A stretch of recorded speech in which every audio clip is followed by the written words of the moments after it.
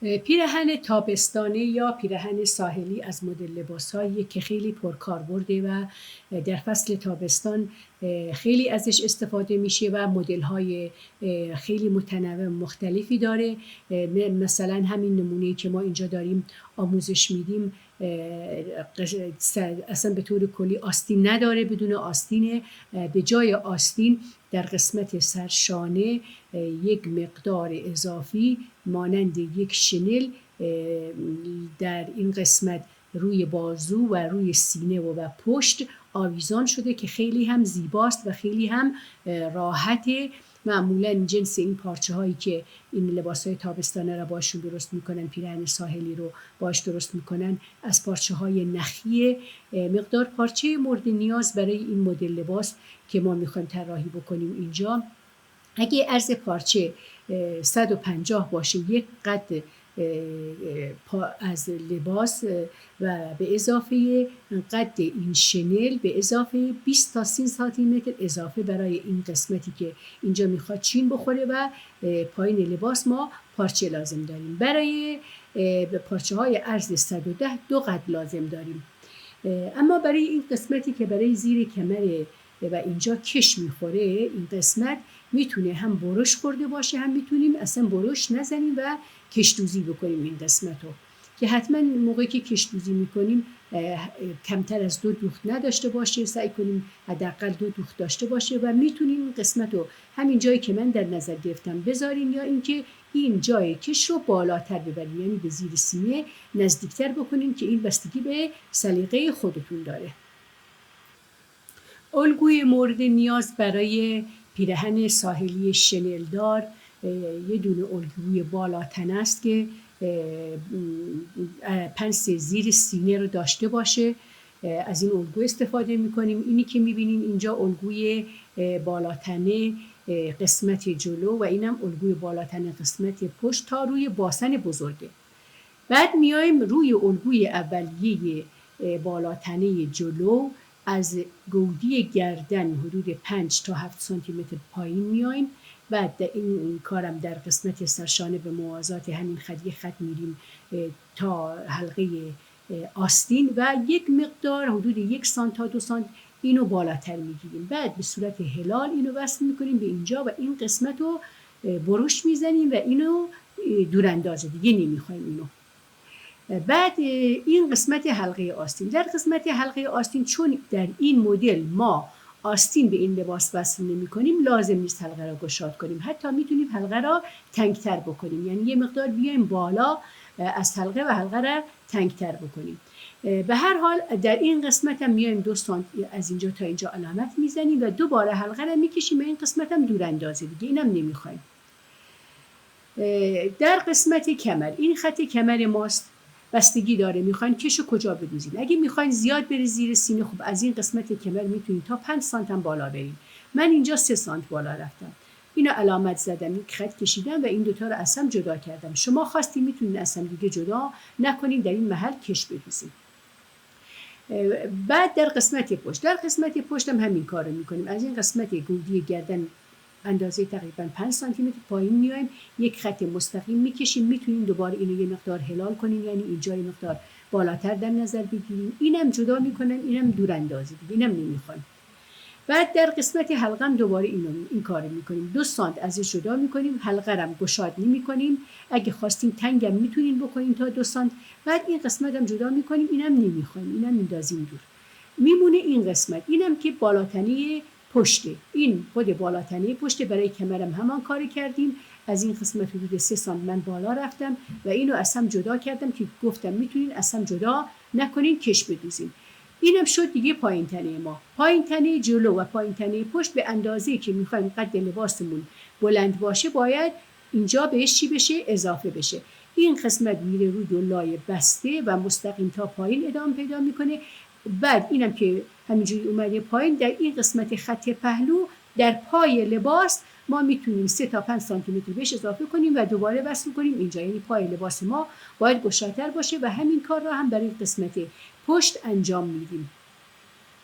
نهایتاً الگوی ما که این قسمت جلو بود، میشه این الگو و اینم قسمت پشت بود میشه این الگو. اینم که به جای دامن لباس ازش استفاده میشه. اما کاربردی که اینجا ما برای این پنس لازم داریم و این پنس رو برای چی اینجا گذاشتیم؟ برای زیبایی بیشتر لباس. چون سینه اینجا باید حالت خوش فرمی داشته باشه، میتونیم این پنس را ببندیم و منتقل کنیم به داخل یقه که هم یقه گشادتر بشه، هم چین بیشتری اینجا داشته باشیم، هم فرم سینه را هم اینجا داشته باشیم. برای اینکه این کار رو بکنیم میایم از این قسمت تقریبا 9 تا 10 سانتی متر میایم داخل، یک خط مستقیم میکشیم رو به این نوک پنس. بعد این خط رو عوضمان میدیم. وقتی اینو عوضمان دادیم اینو میبندیم، یعنی روی الگو اینو چسب میزنیم، به هم وصل میکنیم، چسب میزنیم، اینو میبندیم. اینو که میبندیم این پنس که همون خطی بود که ما اینجا کشیدیم اینجوری باز میشه. دقت کنید اینجا ما پنس رو بستیم، اینجا باز شد. اینم همون خطی بود که اینجا گفتم من 9 تا 10 سانتی متر پایین و وصل میکنم به اینجا باز شد. حالا اینجا هم یقه فضای بیشتری داره برای چین، هم فرم سینه هم اینجا حفظ میشه. برای قسمت پشتم دیگه هیچ کاری لازم نیست انجام بدیم، فقط اینجا میذاریم روی دولای بسته پارچه، اینم که میذاریم روی دولای بسته پارچه و این میشه بالاتنه لباس ما. این دوتا هم که گفتیم پایین تنه لباسه که بستگی به قدی داره که ما میخوایم براش در نظر بگیریم. خب گفتیم که این الگوی قسمت جلوی ما بود که پنس رو انتقال دادیم به اینجا، اینم الگوی قسمت پشت بود. موقعی که روی دولا میذارین، روی دولای پارچه میذارین، این قسمت میشه اینم که اینجا روی دولای بسته گذاشتیم شده این. منتها موقعی که روی دولا میذارین حتما در این قسمت این خط ما با لبه دولای پارچه 3 تا 5 سانتی متر فاصله داشته باشه، یعنی اینجا 3 تا 5 سانتی متر ما به لباس اضافه کردیم برای چینی که میخوایم در قسمت کمر و در قسمت حلقه گردن به لباس بدیم. در قسمت جلوم همین کارو کردیم. موقعی که این خط رو گذاشتیم روی دولای بسته پارچه، در اینجا 3 تا 5 سانتی متر براش اضافه گذاشتیم. میتونین بیشتر هم بذارین، بستگی به سلیقه خودتون داره. این موقعی که این کارو میکنیم این قسمت شد این جلو و اینم شده این قسمت پشت. دقت کنین میبینید قسمت جلو چینه بیشتری داره. اینم به خاطر این پنسی بود که انتقال دادیم به اینجا. موقعی که اینو میذارین روی پارچه این قسمت رو یه مقدار باید مرتب بکنین، این دو تا خط رو با هم اندازه بگیرین، دقیقاً اندازه هم باشن که مشکلی پیش نیاد و روی لباس موقعی که اینو چین میدین جمع میشه، میره رو حالتی که لباس داره و به ایستایی روی سینه کمک بیشتری میکنه. خب بعد پای لباسم که دامن لباسم که از کمر به پایین ما اینجا برش زده بودیم قد رو بهش اضافه کردیم به اندازه‌ای که خودمون خواستیم لباسمون قدش بلند باشه و از پای دامنم گفتم 3 تا 5 سانتی متر میتونین در خط پهلو بهش اضافه بکنین، هم در جلو هم در پشت. در پشت هم همین کار رو کردیم، بهش اضافه کردیم.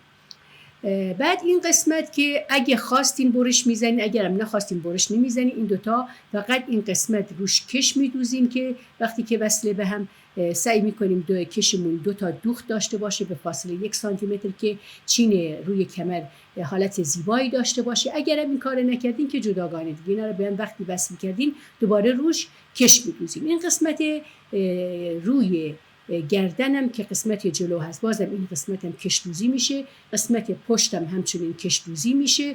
حلقه آستین و نوار اوریب بگیرین که حالت تمیز و خوبی داشته باشه، یا نوار اوریب بگیرین یا براش سجاق بذارین و برگردانین بدوزین از داخل، قسمت داخل برگردید، سجافش برگردید قسمت داخل و حالت زیبا و تمیزی داشته باشه. اگر این کار نکردین که گفتم نوار اوریب بذارین این قسمت حلقه رو. اما قسمتی که حالت شنل داشت، این قسمت شنل دوختش خیلی مهمه.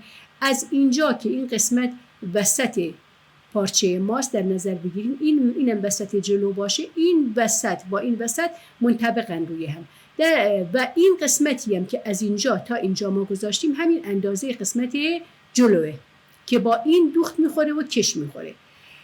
بعد این قسمت از اینجا تا اینجا و از اینجا تا اینجا هم این قسمت پشته، از اینجا تا اینجا و از اینجا تا اینجا که این خط دوخت وسط دقیقاً وسط پشت لباس قرار میگیره وقتی که این دوتا را به هم میدوزیم.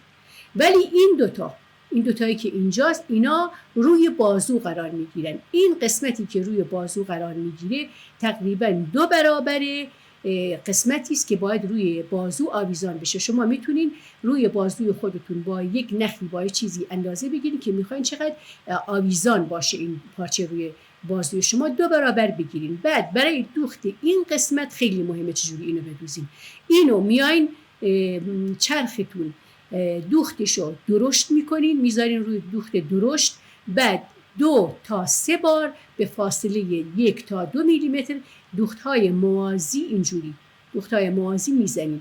بعد که دوختهای موازی رو زدین نخ زیر یعنی نخ ماسوره رو میکشین از 2 طرف جمع میکنین به اندازه‌ای که میخواین این قسمت روی بازوی شما آویزان باشه. وقتی این جمع شد و اندازه دقیق در اومد چقدر میخواین روی بازوتون آویزان باشه، بعد از اون میاین از پشت اینو نوار اریب میگیرین. به خاطر اینکه ما نمیخوایم این چین موقعی که این چین میخوره روی بازو میفته، اینو ما نمیخوایم که حالت شل و افتاده و نامنظمی داشته باشه. به خاطر همین اول میدوزیم، بعد نخو میکشیم، چین رو مرتب میکنیم، چین سوزنی های قشنگ و مرتبی بهش میزنیم. بعد به خاطر اینکه چین سوزنی های ما حرکت نکنه و سر جای خودش ثابت باشه، از پشت پارچه روش نوار اریب میدوزیم که تمیز و خوب در بیاد. بعد در نهایت این کشی که با رو جلو دوختیم با این قسمت، این کشی هم که رو پشت دوختیم با این 2 تا قسمت و این نوار اریبایی هم که روی چین سوزنیمون دوختیم، نهایتا میشه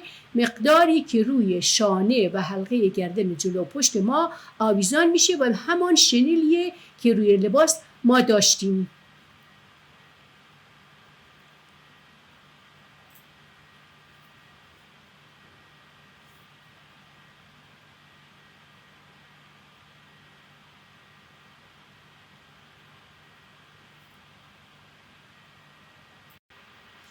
این قسمتی که ما گفتیم میخوایم روی سرشانه آویزان بشه همین قسمت، یعنی شما در نظر بگیرید از اینجا تا این قسمت پشت لباس تا اینجا که دست پشت آویزان میشه در نظر بگیرید. اینجا آستینی ما نداریم که این لباس رو بهش وصل کنیم، هم در جلو هم در پشت ما آستین برای وصل کردن نداریم. ولی این قسمت که جلوی لباس ما بود ما میتونیم این شنل رو روی اون قسمت وصل کنیم و با هم کش‌دوزی کنیم.